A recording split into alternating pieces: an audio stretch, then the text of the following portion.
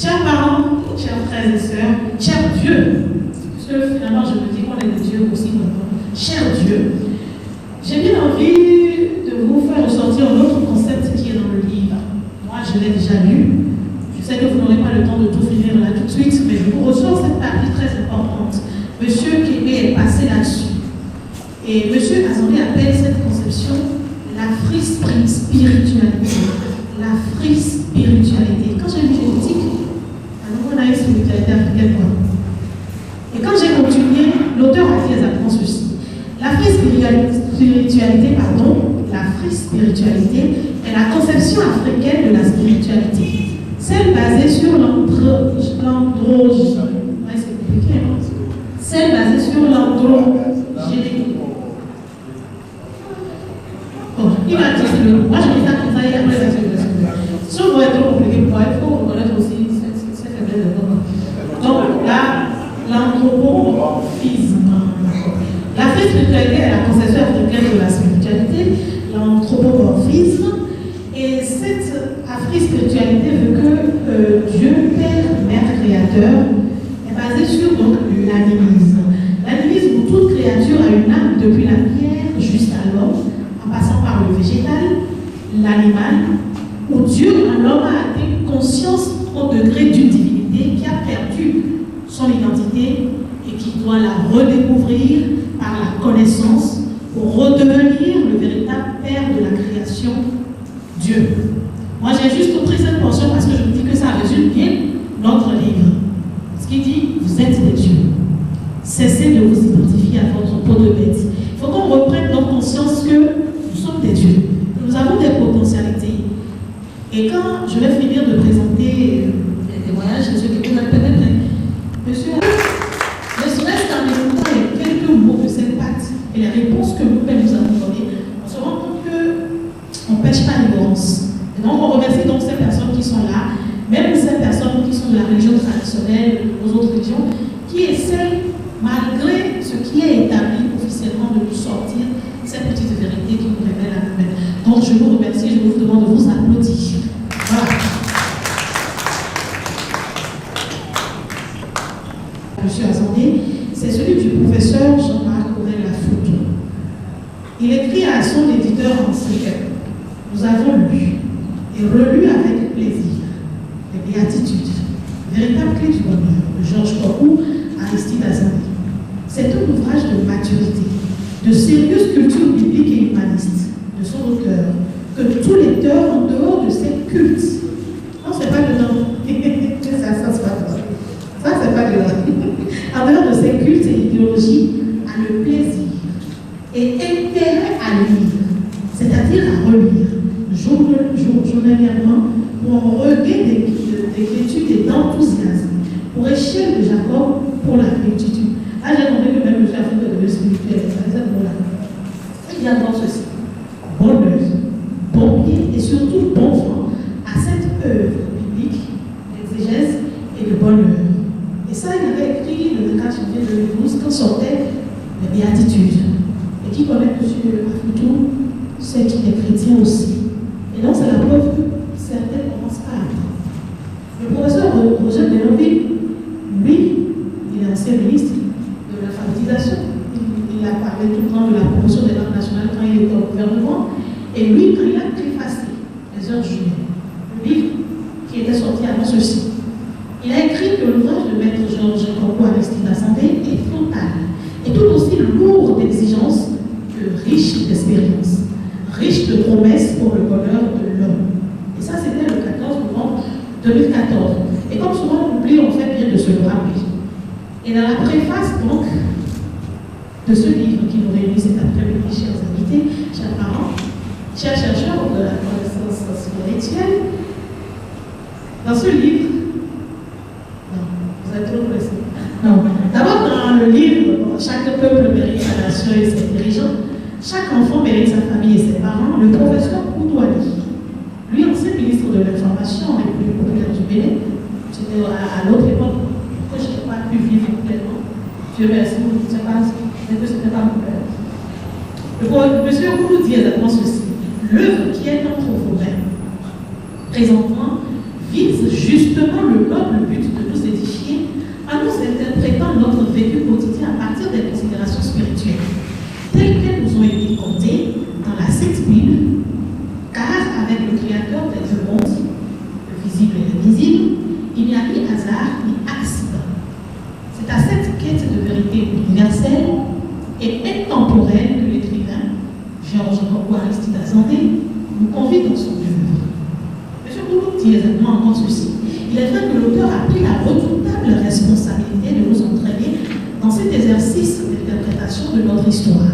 Puisqu'effectivement, chaque peuple mérite sa nation et ses dirigeants, chaque enfant mérite sa famille et ses parents.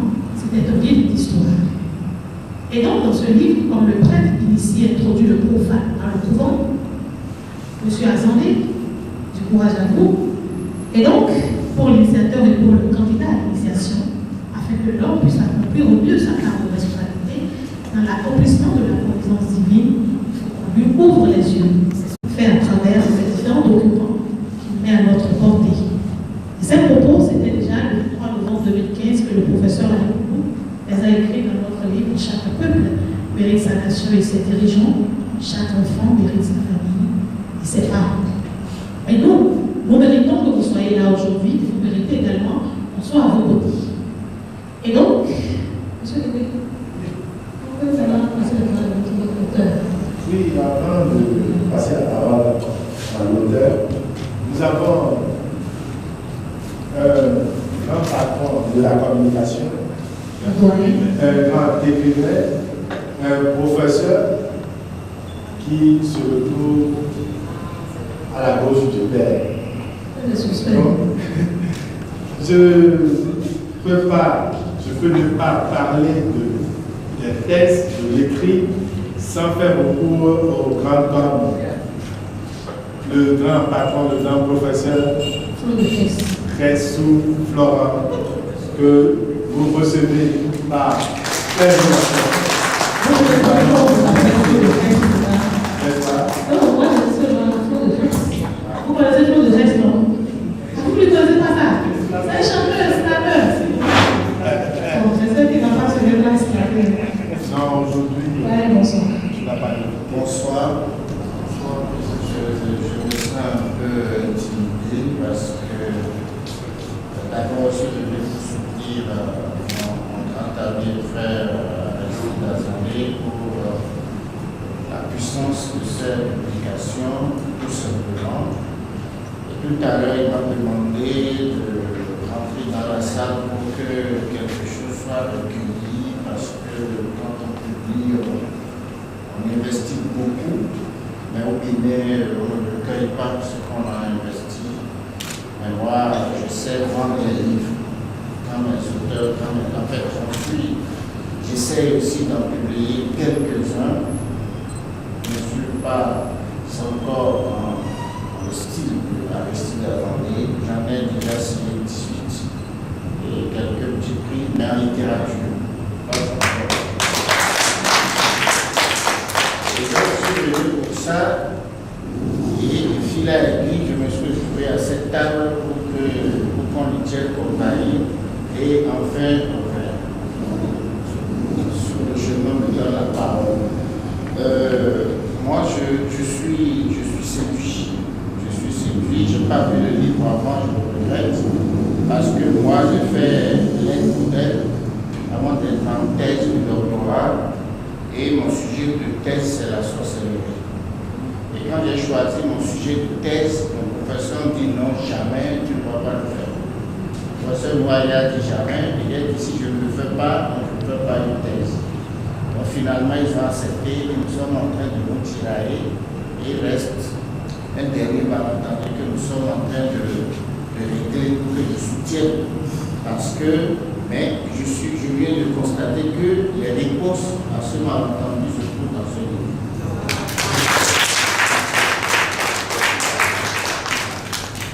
Alors, quel est le malentendu? C'est que nous vivons sur du mensonge. Je ne sais pas comment nous en sommes arrivés à ne vivre que sur du mensonge et tout le monde est d'accord pour qu'on vive sur du mensonge. C'est-à-dire que Lorsque tu dis la vérité, on te demande par plus de que ça ne se dit pas. C'est ce problème que j'ai eu. J'ai fini mes recherches. Mon directeur de thèse a remis le document à un professeur qui a dit Monsieur Ressou, tout ce que vous avez fait là est bon, mais on ne peut pas fonctionner comme ça.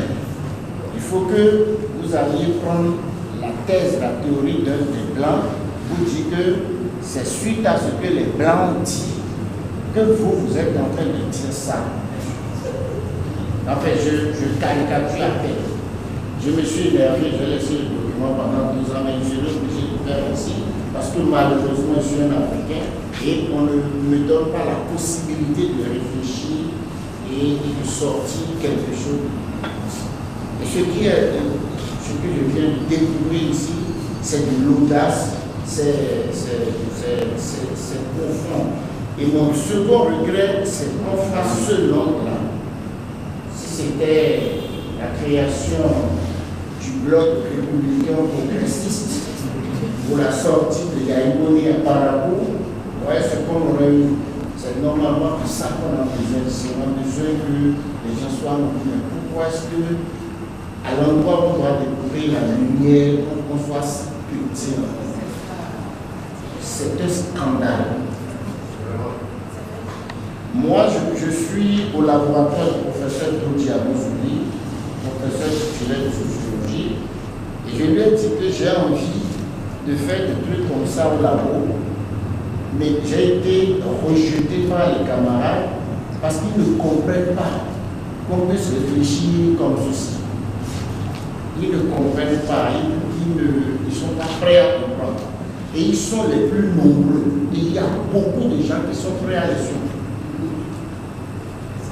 Mais comment faire pour que la lumière puisse se propager?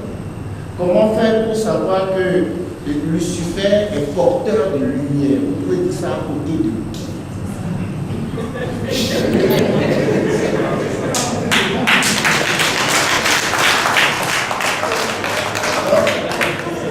Je vous assure, j'ai passé tout le temps ici, le peu que j'ai entendu, à réfléchir. Par exemple, celui qui ne peut pas aller à l'université dans un département de sociologie va dire franchement, ce n'est pas normal. Vous voyez? Parce que j'ai fait des démonstrations pour ça, je dis, je me suis résolu, tout ce que vous avez dit, c'est bon, mais ce n'est pas scientifique. Donc personne ne sait pas montrer, c'est ça, c'est pas ça. Or, voilà ce dont on a besoin pour évoluer, pour exister, pour nous considérer comme des êtres humains. Je ne sais pas, je sais plus ce qu'il faut ajouter, mais franchement, je vais lire le livre, je me sens un peu petit pour ne l'avoir pas lu avant là, mais je félicite Léa qui me fait plaisir parce qu'elle porte déjà le livre comme une mère porte un bébé qui vient d'être accouché. Et merci également à mon frère Daniel, parce qu'on est. Donc merci à lui d'être là et d'être aussi humble, parce qu'il peut aussi parler du phare, puisque les gens qui parlent du phare en réalité, vous voyez, il y a des gens qui parlent du phare qui ne connaissent pas le phare. Vous voyez, si vous prenez aujourd'hui 50 pour à Cotonou, à peine vous avez 5 ou 6. Enfin, je vous le dis parce que pendant 2 ans, j'ai animé une émission à la télévision où je les ai fréquentés tous. Et parmi eux, il y en a beaucoup qui sont faux. Et ils savent qu'ils sont faux. D'accord. Donc, je pense que c'est de ça que nous avons besoin. Mais à quel moment est-ce que ça va exister dans notre système éducatif? On doit l'acheter et on doit le lire. Et on doit le faire lire. C'est de ça qu'il est question. Parce que vous voyez, ces gens-là, ces savants-là, ils sont humbles, ils parlent pas beaucoup. Mais si c'est les politiciens, ils étalent la parole comme on étale du beurre sur du pain et ils parlent beaucoup pour rien du tout. Tandis que ce document dense, vous n'allez jamais le voir en train d'arranger les foules parce qu'il a besoin de se concentrer pour en produire d'autres. Mais qui va pouvoir ça, qui va lire ça et qui va avoir l'audace et le courage d'en parler sur un terrain où ceux qui se disent savants, ceux qui se disent chercheurs ne trouvent jamais rien. Merci. Merci beaucoup, M. Massou. Vous avez dit que nous étions des privilégiés. C'est la preuve encore que nous sommes privilégiés. Ne vous inquiétez pas, je suis pour moi. Comme ingénieur du département de sociologie, on a fait je travaille pour nous seulement. Donc voilà. Donc, on va continuer notre séance. Je vais faire un jeu de mots en fond. Si vous ne le comprenez pas, vous allez le mettre là.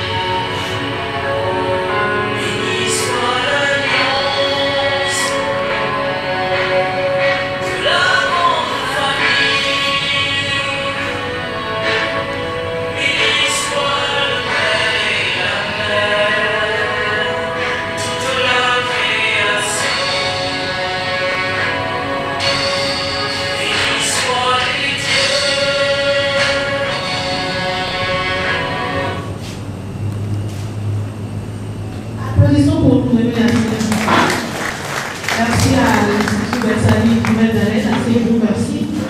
Maître Assaïko également. En fait, j'ai tenu à son parti, c'est fait le sens. Souvent, on est d'apprécier tout ce qu'on a autour de soi, parce qu'on pense qu'on est le seul être sur terre. Maître, je vous laisse 2 minutes.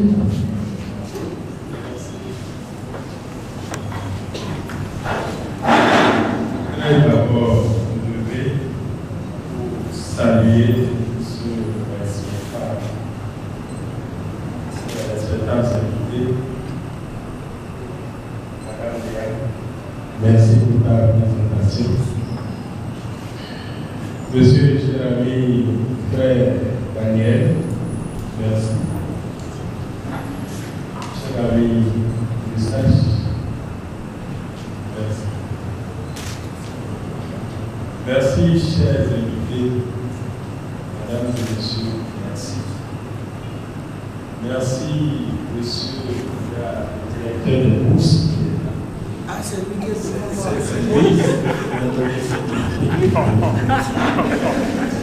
non, mais depuis qu'il est bourse, il va faire exécuter le message. Merci pour les frères, merci pour tout le monde. J'aurais souhaité parler d'abord encore, mais comme il est coutume, il faut que je relise mon allocution de Merci.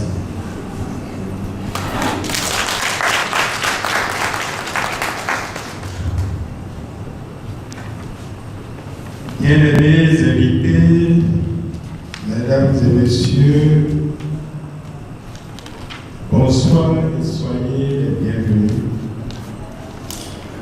C'est un grand honneur et un réel plaisir pour moi de vous accueillir cet après-midi dans cette salle de podium pour le lancement officiel de mon nouvel ouvrage intitulé « Vous êtes les dieux, cessez de vous identifier à votre prophète ».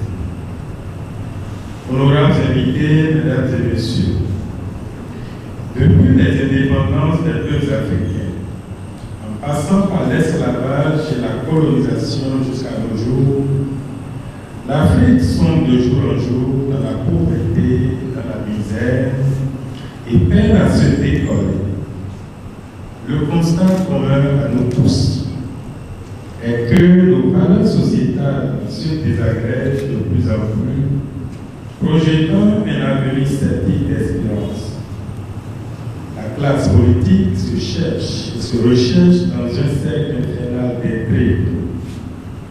Le socle familial creusé de l'apprentissage de la vie communautaire s'effrite de jour en jour au profit de l'individualisme et la promotion de l'individu a remplacé le label qu'est le nom de famille. L'école répond de moins en moins à sa vocation d'éducation et de formation pour la réussite de la vie et préfère l'enseignement mercantile pour la réussite dans la vie en façonnant des citoyens essentiellement rebelles à leurs valeurs culturelles et très habiles dans les contre-valeurs importées. La société civile crie dans le désert et sa vocifération n'a plus d'écho sur la conscience des familles devenues des citoyens, c'est-à-dire des entités individuelles et non plus communautaires. Les traditions et les religions qui constituent le dernier recours se scandalisent et laissent perplexes et sceptiques leurs adeptes et leurs croyants. Les scandales aujourd'hui dans les religions traditionnelles et dans les religions dites révélées sont des exemples de la manière dont notre société cherche à couvrir son hypocrisie et ses négligences et lève les bras au ciel, choquée par les crimes et les contre-valeurs dont elle est pourtant responsable dans une large mesure. Notre jeunesse, la jeunesse africaine aujourd'hui sans repère, est en perte de vitesse sur les valeurs morales et éthiques dans ses ambitions démesurées. La liste n'est pas exhaustive et j'en passe. Après un diagnostic de quelques mots dont souffre notre continent, l'Afrique, et sa terrible difficulté à se relever, nous sommes malheureusement arrivés au constat que les Africains souffrent en particulier d'une maladie dont le nom est l'aliénation. Tel est le thème central de notre présent ouvrage, objet de notre rencontre ce soir. Mais qu'est-ce que c'est que l'aliénation?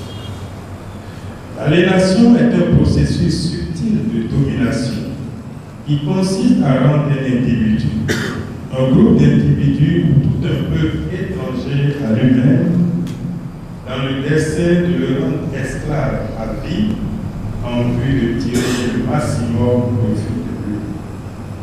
Pour y parvenir, le prédateur procède par le soft power qui consiste à rentrer d'abord dans le paradigme d'un individu, d'un groupe d'individus, d'un peuple, puis à repérer ses piliers fondamentaux et ensuite à les déconstruire un à un, et enfin à donner un autre construit à cet individu, à ce groupe d'individus ou à ce peuple, de manière à ce que ce dernier, n'ayant plus ses propres piliers pour repère, s'enracine sur les piliers d'emprunt du prédateur jusqu'à développer le syndrome de Stockholm, où la victime tombe amoureuse de son bourreau et se montre toujours prêt à le défendre partout, même au préjudice du Satan.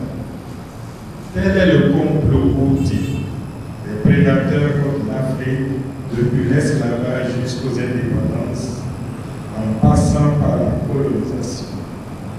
C'est pourquoi la majorité des intellectuels africains, après les indépendances, sont devenus étrangers à eux-mêmes, étrangers à leurs propres valeurs et à leur culture, étrangers à leur propre milieu, parce que formatés à destin pour demeurer des pignons et espions inconscients de l'Occident, des assassins innocents de leur propre continent, l'Afrique, parce qu'eux-mêmes ne savent plus ce qui se passe en eux. Et comme le martèle si bien les versets 5 et 7 du psaume 82, je cite, « Ils n'ont ni savoir ni intelligence, ils marchent dans les ténèbres, pour les fondements de la terre sont ébranlés. J'avertis, vous êtes des dieux. Vous êtes tous des fils du Très-Haut. Cependant, vous mourrez comme des hommes. Vous tomberez comme un prince quelconque. » Fin de citation. Honorables invités, mesdames et messieurs, le mal que les colonisateurs ont causé aux Africains par l'aliénation est plus subtil et plus profond que ce que j'évoque ici ce soir. Cependant, c'est à cœur meurtrier que vous le découvrirez plus amplement en lisant les pages du présent ouvrage, objet de notre rencontre. Vous découvrirez que les piliers fondamentaux d'un peuple sont notamment sa langue, sa culture, sa tradition, sa spiritualité et ses institutions. En déracinant ces piliers en Afrique, le colonisateur nous a donné en substitution sa langue, sa religion, sa spiritualité et ses institutions. L'Africain créé à l'image et à la ressemblance de Dieu devrait révéler Dieu à l'humanité. Il est l'oranger que Dieu a planté pour donner des oranges. Mais très tôt, par l'aliénation, le colon l'a greffé avec le citronnier et l'Africain ne peut plus ni donner des oranges, ni produire des citrons. Il est devenu l'homme hybride à la recherche permanente de son identité.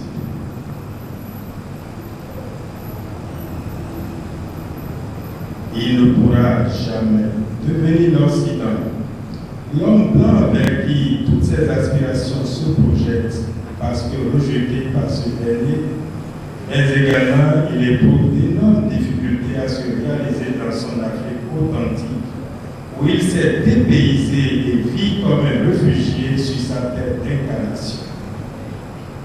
L'Africain pastiche le jour le mimétisme de sa religion adoptive et recherche la nuit la solution à ses problèmes auprès des représentants de ses ancêtres. Il se merveille au quotidien à s'instruire à l'école coloniale des otages, des cultures d'emprunt diamétralement opposées à sa culture, à son histoire et à son anthropologie, où l'élite africaine est façonnée sans racines, devenant docteur et agrégé, répétiteur des savoirs des autres, pour relever une Afrique embrigadée par des institutions étrangères. Vous conviendrez avec moi, chers invités, que les signes d'aliénation en Afrique sont symptomatiques à trois niveaux. Premièrement, au niveau de la religion. Deuxièmement, au niveau de l'école et de l'éducation. Troisièmement, au niveau des institutions. Ces trois organes vitaux de développement de l'Afrique sont phagocytés par le virus de manque de vision dans la plupart des États africains.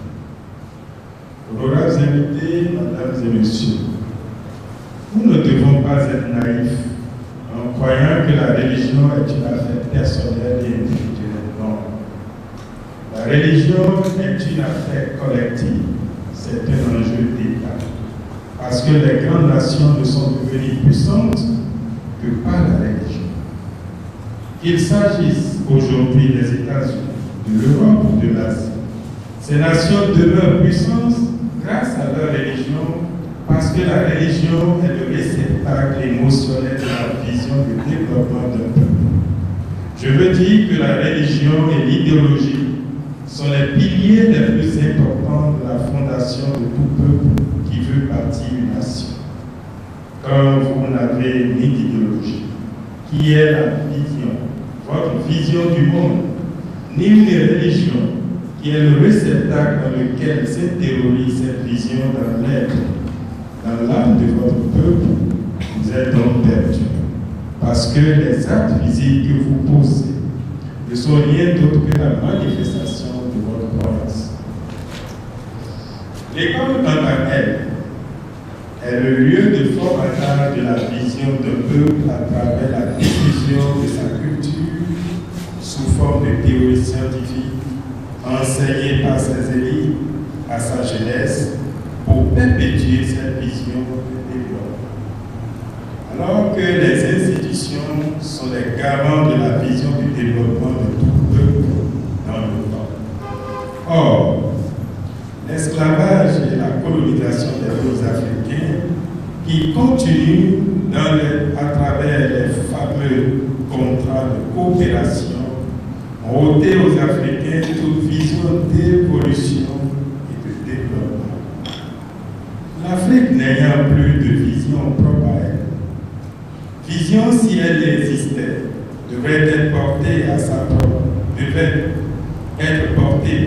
propre religion, diffusée à sa jeunesse à travers sa propre école de savoir, garantie par ses propres institutions.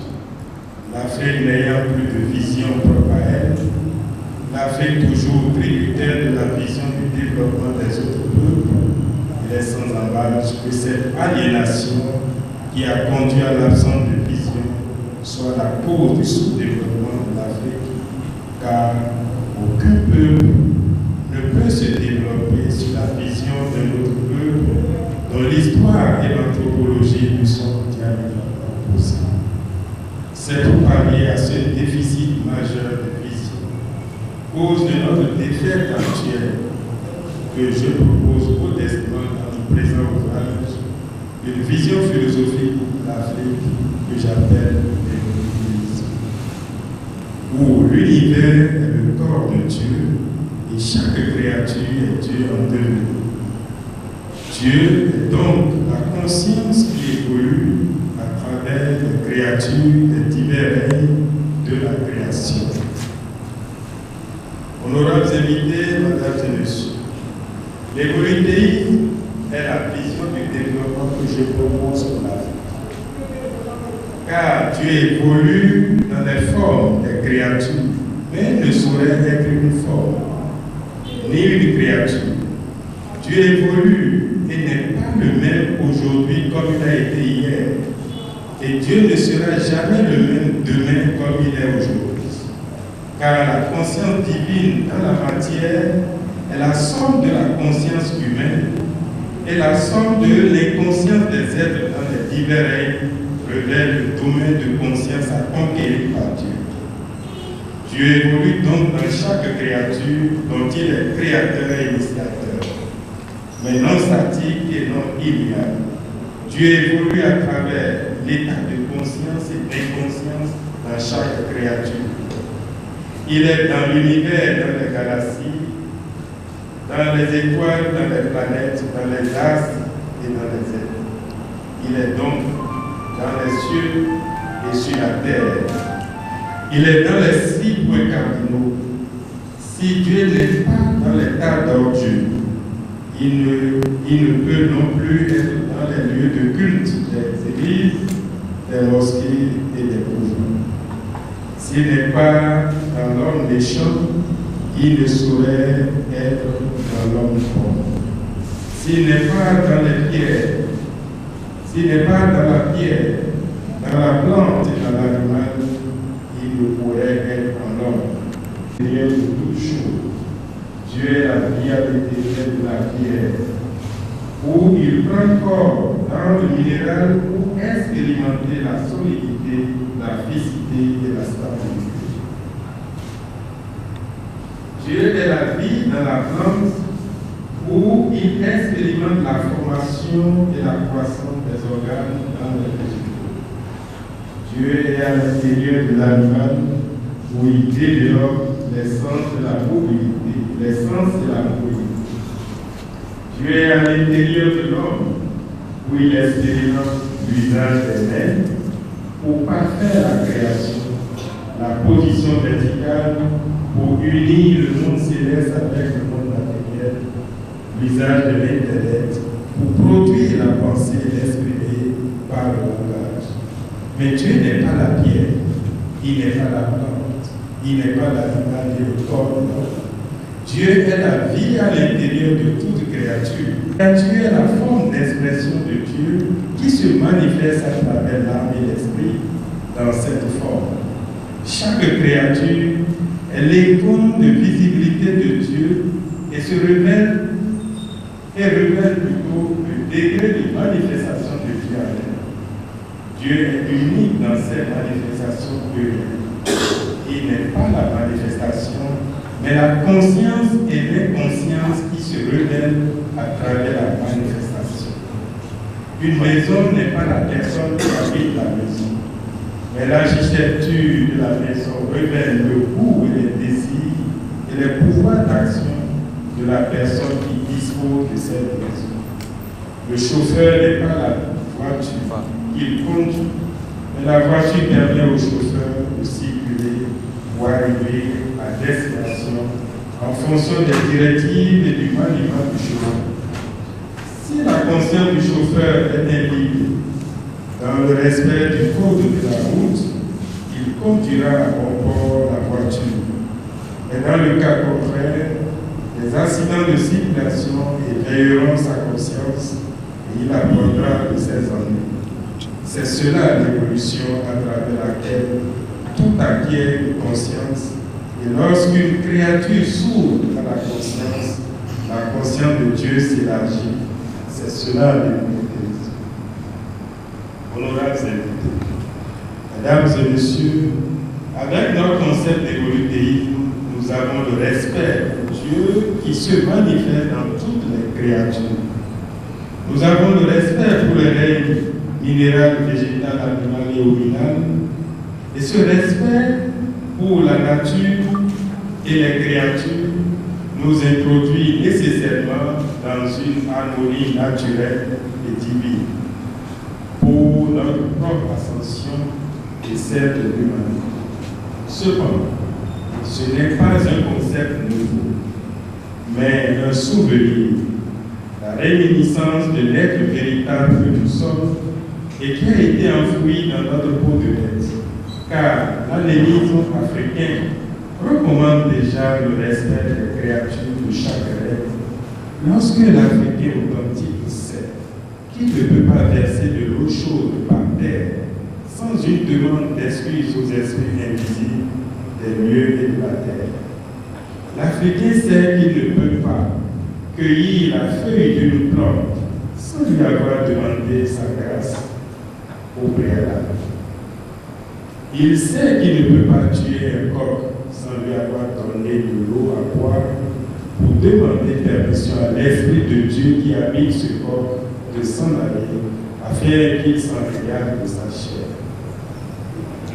L'évolutéisme a permis à l'Afrique, avant les razzias négrières, en particulier à l'Égypte antique, de donner à l'humanité la culture, la science et la civilisation.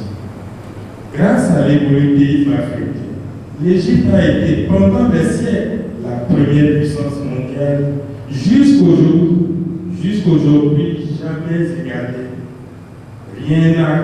Rien qu'à contempler l'architecture de cette pyramide qui démontre l'infini potentiel et génie des Africains avant la déchéance de l'Afrique par les nombreuses razzias, des prédateurs barbares.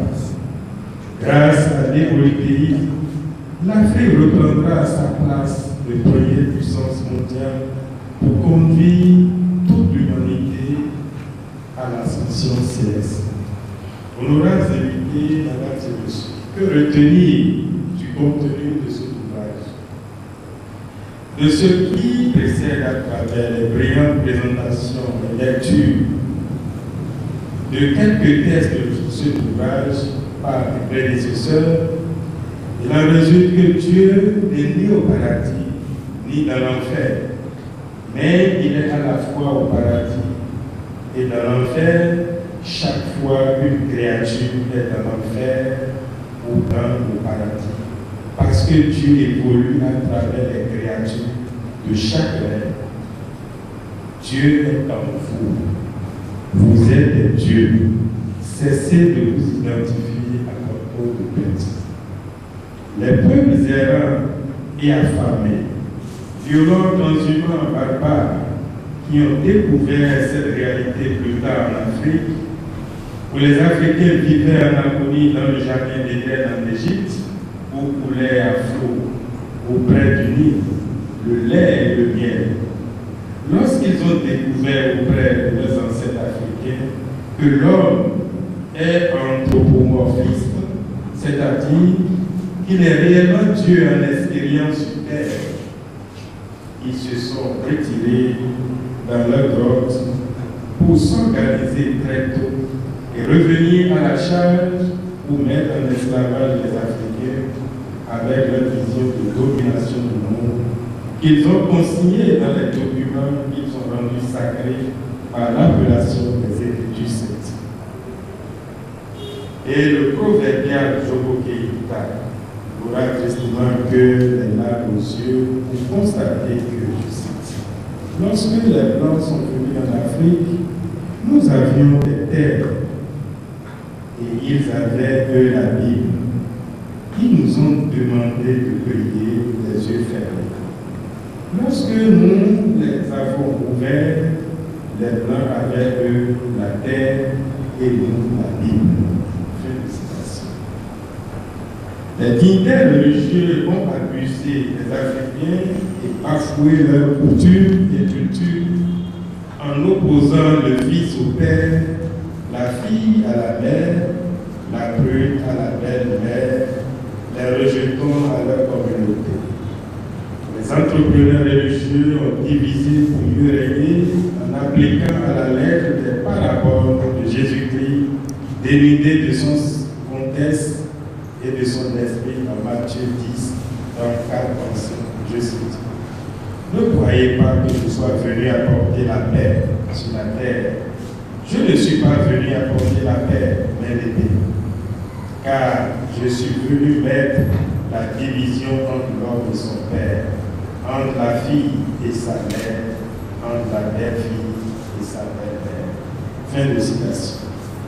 L'Africain s'est surpris un beau matin d'être victime de son hospitalité légendaire. Il s'est rendu compte de sa turpitude devant les dictats de ceux qui ont l'art de vaincre sans avoir raison. Et Cheikh Amadou Kane, dans l'aventure ambiguë, constate désespérément que les dialogés ont été conquis un beau matin par ceux qui détenaient des armes et qui ont justement le pouvoir des canons. Les dictats de toutes sortes sont bons et nécessaires pour gagner des âmes à Dieu des religions dites révélées. En Afrique, la religion ne cesse d'opposer parfois aux funérailles les membres d'une même famille africaine et les enfants se disputent à mort devant la dépouille de leur géniteur au sujet des rituels coutumiers à communauté et ceux imposés par la religion dite révélée à exécuter à la lettre. Les cérémonies coutumières, mortuaires, familiales sont remplacées par la seule messe au défunt dans les églises de Jésus-Christ et les rituels familiaux sont interdits aux fidèles au profit des veillées des prières et autres actions religieuses. La famille africaine est présentée aux adeptes africains comme le logis de Satan, où les actes perpétrés sont diaboliques, y compris les divers rituels. Le Dieu est peint en blanc et Satan est tendu en noir. S'il est bibliquement enseigné que Dieu a créé l'homme à son image et à sa ressemblance, alors que le Dieu est brossé en blanc et a la même couleur physique que le colonisateur, tandis que Satan est tendu en noir, de même couleur que le colonisé, le noir africain, le colonisé serait-il à l'image et à la ressemblance de Dieu? Les ancêtres africains seraient dans l'enfer permanent parce qu'ils ne connaissent pas Jésus ni Mahomet, et surtout à cause de leur sorcellerie et de leurs pratiques traditionnelles antégristes. Les malédictions de Charles seraient en train de poursuivre les Africains qui seraient leurs descendants, ses descendants. C'est d'ailleurs la principale raison pour laquelle la famille africaine doit être humanisée et civilisée par les religions dites révélées qui ne cessent d'inculquer aux Africains les entrepreneurs religieux et leurs agents commerciaux. L'évangélisation de l'Afrique a consisté donc à laver l'Africain de tout son héritage ancestral, spirituel, culturel, pour substituer un message chrétien, mais occidentalisé à destin, pour que l'Africain commence à fonctionner et à penser comme un Occident ou un Orient. Mais en définitive, l'Africain n'est devenu ni bon chrétien, ni bon musulman. Il est malheureusement l'homme hybride à la recherche permanente de son identité. Ainsi est atteint l'objectif des entrepreneurs religieux par le sort. Honorables invités, mesdames et messieurs, je ne sais pas si j'ai les représentants de la société civile ici. La question de la corruption et de la mauvaise gouvernance aujourd'hui est le principal cheveu de bataille de cette société civile. Toutefois, vous savez bien que l'Africain aujourd'hui est le produit greffé et formaté par les colonisateurs. Nos valeurs culturelles sont assassinées. Sur l'Afrique antique traditionnelle, il y a eu des rapports des voyageurs arabo-berbères tels que les Libériens au Cameroun, les Batakifa, et l'historien musulman Abou Bakar, qui, dans leur ouvrage intitulé L'Afrique à la découverte de l'Amérique, ces voyageurs à propos de l'Afrique et des Africains ont écrit, je cite, ils ont dit qu'ils n'ont pas trouvé des peuples aussi honnêtes que les Africains. Fin de citation. Alors, comment se fait-il aujourd'hui que les Africains sont devenus des gens sans parole, des gens malhonnêtes, qui volent et qui mentent? C'est parce que simplement, l'Africain a subi une transformation mentale. Les plus grands vices de l'Europe, par l'aliénation, ont été inoculés aux Africains qui les ont intériorisés et les ont perfectionnés. Et à Cheikh Anta Diop de dire que l'impérialisme, quand il arrive chez vous, pour vous conquérir, il a déjà fabriqué les armes pour vous donner.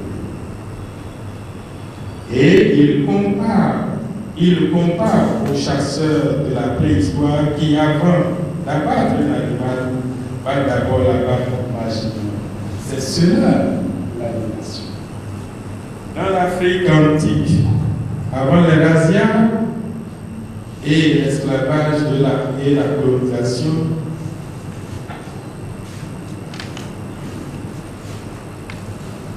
même tout près chez nous au Bénin, pendant les premières heures de la Révolution, le détournement de deniers publics était un déshonneur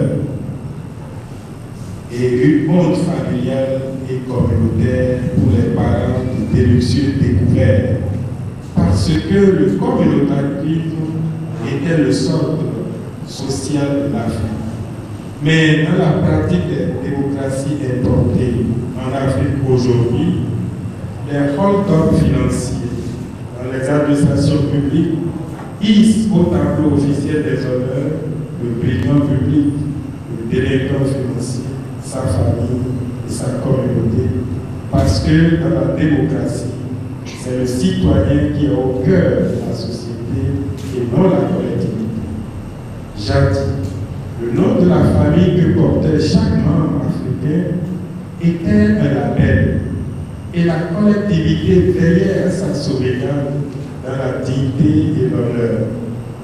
Mais aujourd'hui, l'argent et la richesse matérielle de l'individu, devenu citoyen, ont ravi à la famille sa distinction au profit du culte de la personnalité de l'individu. Dans sa réussite sans nom familial, les valeurs éthiques et de morale familiale et communautaire s'effritèrent au fur et à mesure que l'exercice de la démocratie évolue au profit de la maestria personnelle, de la débrouillardise intellectuelle, dépourvue de toute désapprobation communautaire, pourvu que la fin justifie les moyens. L'homme s'est identifié à la matière et l'esprit a perdu son hégémonie sur l'âme dont l'inspiration ne parvient plus à la personnalité mortelle et le règne de l'argent et celui des non-valeurs se sont installés au détriment de la spiritualité. Et personne ne veut plus s'échiner à réussir sa vie, mais plutôt réussir seulement à la vie. Dans ces conditions, quels sont les défis pour la jeune génération face à l'aliénation par la religion, par l'école et par les institutions?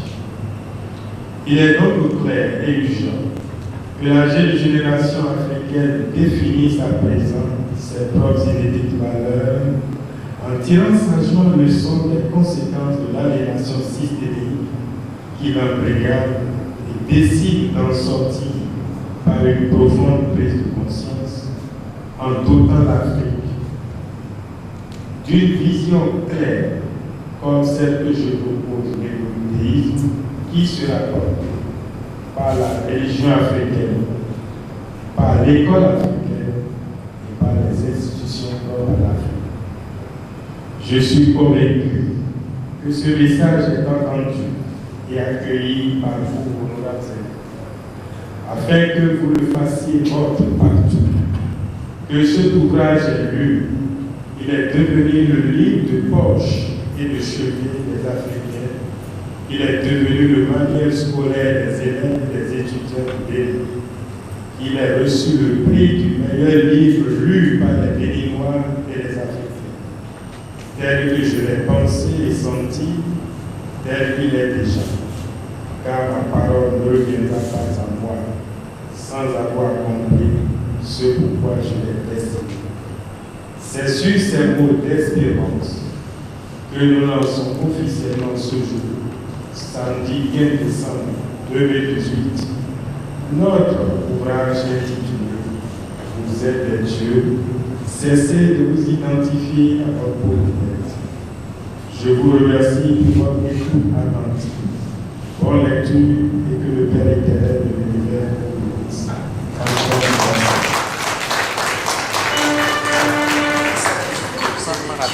Après cet ouvrage, les béatitudes, véritable clé du bonheur, le tout-puissant message magique des heures humaines, chaque peuple mérite sa nation et ses dirigeants, chaque enfant mérite sa famille et ses parents, le grand maître spirituel Georges Kokou Aristide Azadeh nous plonge à présent dans les méandres des labyrinthes de notre vécu quotidien et nous relève dans la vraie genèse de notre histoire à travers son nouvel ouvrage. Vous êtes des dieux, cessez de vous identifier à votre peau de bête.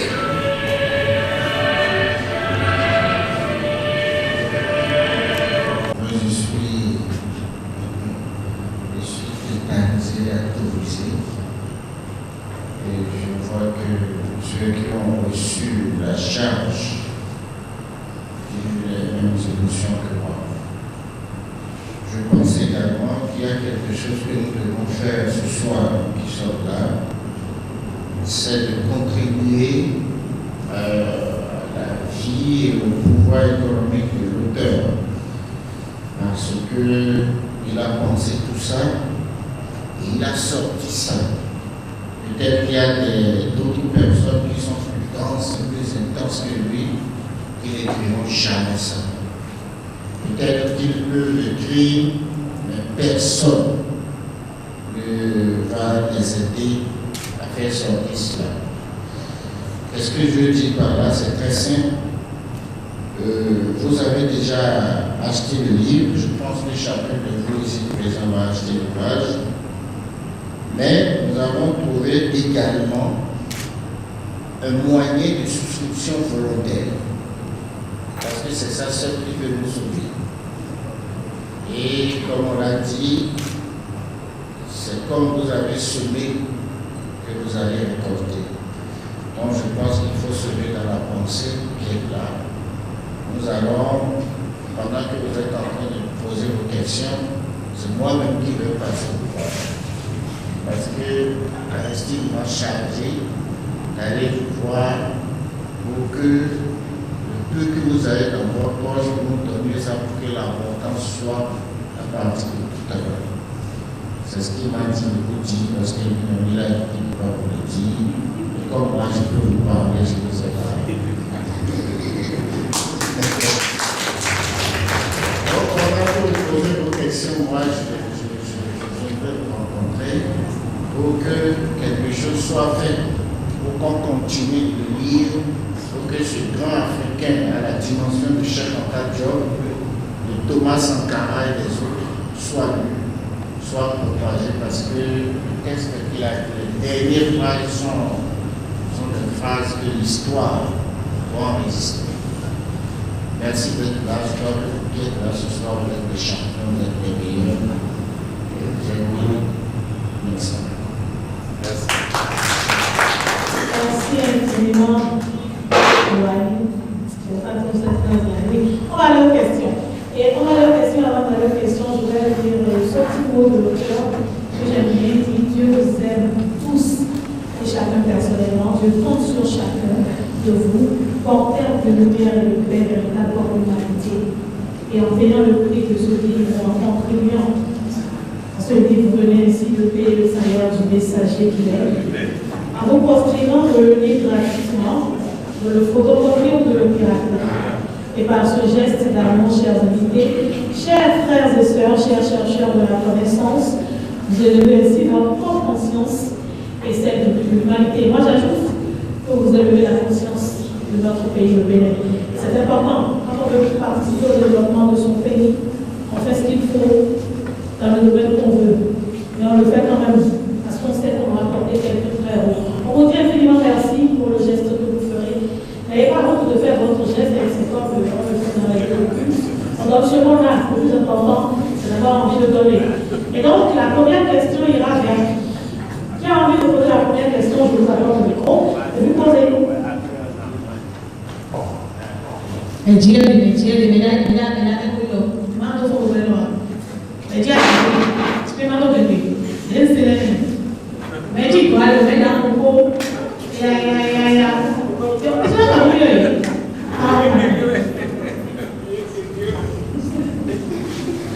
Je viens dans l'intervention. Je sais que vous avez des questions. Commencez. En fait, il faut que certains donnent le courage à d'autres. On a deux pour toi, il fait l'autre travail, moi je fais l'autre travail. Voilà. Merci beaucoup, madame. Avant de poser une question, c'est d'abord de rendre hommage à mon ami Jean Aristide. C'est un honneur pour nous des Noirs d'avoir des penseurs comme lui pour nous éclairer. Ce que je voulais poser comme question, c'est par rapport à la définition que l'on peut faire de Lucifer. Parce qu'à ce niveau, je n'ai pas bien compris son message. Moi, en tant que croyant, Lucifer, la compréhension que j'ai de Lucifer, commentaire, si je peux l'exprimer comme ça. Par rapport à cette explication, je me sens un peu perdu. Donc je voudrais qu'il éclaire. Merci. Ne vous inquiétez pas, j'ai compris votre occupation. Et c'est pour cela que quand nous étions en train de l'annoncer, j'ai dit qu'il fallait qu'il nous rappelle la promesse qu'on a eu à faire à un moment avant de venir sur terre. C'est revenu. Merci à vous. Vous êtes bon. Qui a envie de prendre encore le micro? Mais par contre, on est ici en famille, on fait comme discussion de famille. Voilà, je me rapproche de vous. Un instant. Voilà, posez la question. Quand vous pouvez le poser, vous voyez comprendre très bien fort. Le mien, je voudrais ajouter quelque chose pour la définition de Lucifer en pont, que le patron n'a pas voulu qu'on aborde trop. Lucifer en pont signifie, c'est pas signifie en pont, ça veut dire à quand. C'est une incantation. Ça a un nom très très puissant. À quand. Moi je suis issu de Corbeil, je suis dans la famille, je sais de quoi il est question. À quand. On dit ça a des droits de donner. Ça dégaine beaucoup de choses.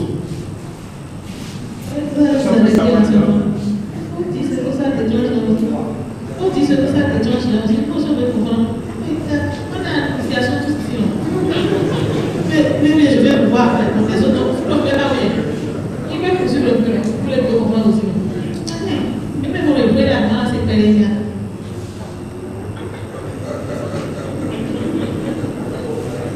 À quand ça, je peux continuer. Il y a des rituels qu'on fait chez moi encore qu'on appelle Azoni. Maintenant, les gens font ça à la radio, soit à la télé, quelquefois. Il y a des parties qu'on ne peut pas montrer. C'est des prononciations qui déclenchent des énergies qui se situent dans les arbres de tige, qui vibrent, qui parlent. C'est un peu terrible quand même, c'est un peu terrible. Je voulais parler au chat, mais il faut garder le reste.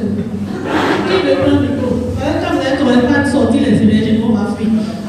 Il y a quelqu'un juste à côté. Ah oui, d'accord. Merci. Bonsoir à tous. Je suis Jean-Claude Oscar de l'ONG Alcré, mandaté par le président Martin Soba, absent du territoire national pour venir assister à cette séance. Je remercie donc l'auteur pour l'honneur qui est fait à l'organisation à travers l'invitation.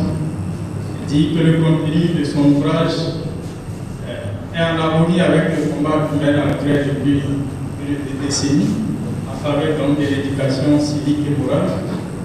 Il a parlé un peu de la dépravation, de la perte d'un certain nombre de valeurs. Je pense que c'est ce constat également qui a conduit le premier responsable de l'organisation à apporter modestement sa contribution à la promotion d'un certain nombre de valeurs à travers la publication d'ouvrages dont l'un des plus connus est le guide du jeune citoyen modèle, ouvrage dans lequel il essaie de rappeler un peu à l'attention de la jeunesse un certain nombre de valeurs qui sont véritablement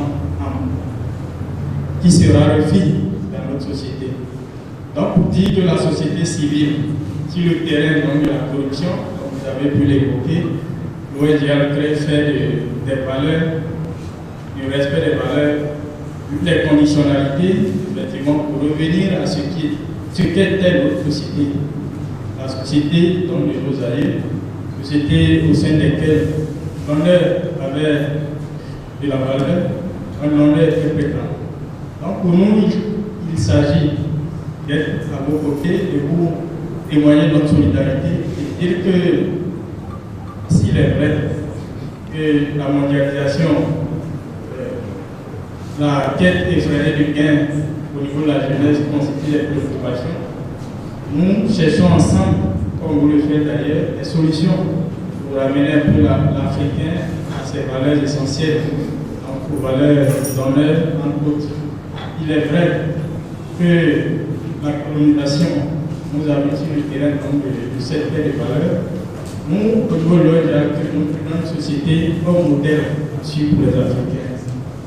de la société japonaise. Au Japon actuellement, il faut le dire, les prisons cherchent des prisonniers.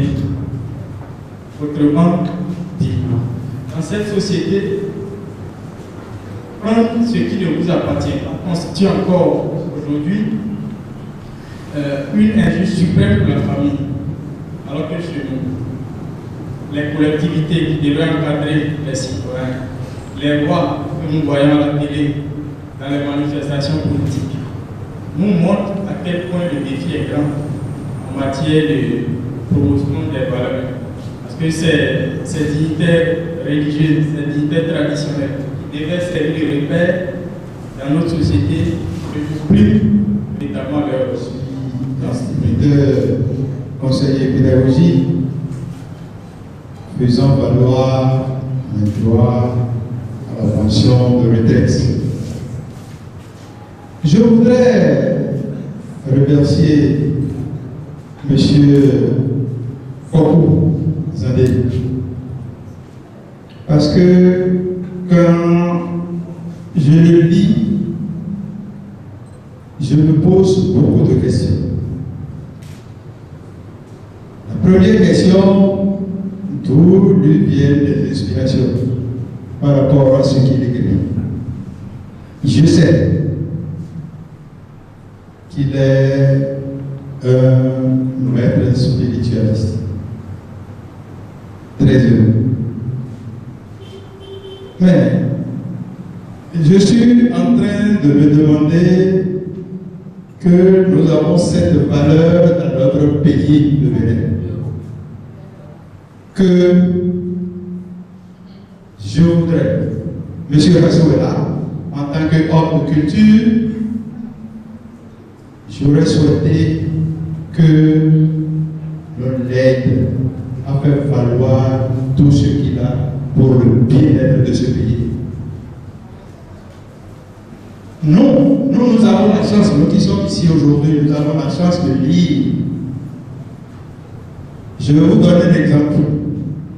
La troisième édition, voilà. J'étais ici le jour-là. J'ai déposé dans ma bibliothèque, ma fille aînée, elle a lu.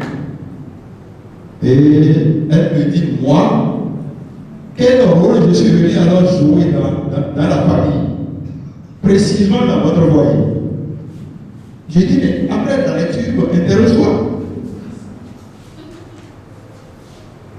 Et j'étais en voyage quand son petit frère a eu un peu de boulot, un petit peu là, il a dit, oh, ce que je vais faire, en attendant que papa ne soit là, je vais répondre. Il a répondu, je suis revenu. Il m'a rendu compte, je suis reversé pour moi. Mais la fois dernière, tu m'avais posé une question. Quel rôle toi tu es venu jouer? Voilà l'un des rôles.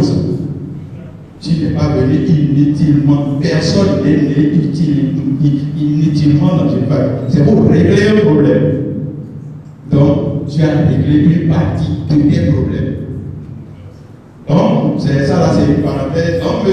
Rassou, j'aurais souhaité que vous mettiez M. Kokou en liaison avec le ministère de la Culture pour qu'on puisse le promouvoir, pour que nos jeunes frères puissent lire et comprendre et acquérir ces notions pour soi, quelle que soit leur obédience religieuse. Je vous remercie. Je vous remercie aussi. Bonjour, bonsoir tout le monde. C'est M. Sissoufan. Et je peux remercier le maître. Maître, j'ai suivi une fois à la radio votre émission. Et chaque jour, vous avez voulu de prier notre propre langue. Nous nous pourrions bien prier. Nous pourrions bénir ton lèvre. Sans venir nous voir, nous nous pouvons être de l'homme. Sans venir pour nous faire des nouveaux bénis, version Kakawa de nouveau pays. Mais nous avons essayé de le dire. Nous sommes papa, mi-temps, si il y a des nations de filles, à pas aussi. Les tout, autour de nous, il y a le coup de mer, nous avons notre son pour le mer. Mise belebele do kudo tata do le to pe to la me mo ne no to so lo so ta so se to ko mi to le me to o le mi no do ko radio ni le e te o ju ni ma na wa se no wi wa mi to ile do be me do be de mi so kan do do ko ina no se na me le ko na ku no me le do na ja ti me na do ko na me le do ni wa fi ni dona mi le ni la mo da ide mi lo to ta le lo we wo do lo o pe ti ton ina wa so ton e ma na le ko wa tata ni mi o le ti o je to e wo na me le do ye ho mi ni na do fi mi pe ni do lo fi de me de a we pe ti ni ti do ye ni no se wo ye fi do mi lo se wo ye ni o se mi le su mi so ni o mi le se je ni le so do we do na me le na so la mo da do na me le mi se nous et tout système il y a ti mena wa vraiment c'est na wa ya wa so do aso mi se da lo mena mi le do fie do mi ma na wa fi ide baba che no tout à l'heure de bele ko we ma la poser numéro fie to na so le ile ni mu na wa e o ma to be bi lo ya so le ko yi wa so we le ko le do je nu ko me to le yi wa jile e bi yo afo ide jile e bi yo bonjour et bien so wa o so lo so yi we ye wo so yi me da to ni da o beton o so be vi ti ne je do na mele ko na ti me ka ba mo na do ti mo me te me ne na ko ala o so wa no te ne ko so ko mo lo noi na bio mi lo e be ti ka de mo le ti mo le no ko ka bi se de le ti bo e ma te ya wo te zero radio to le et na kono ina yi ko me do flavor ina yi ko na e npa bi le du le ba we na mi mo so ta ma pa ko ko re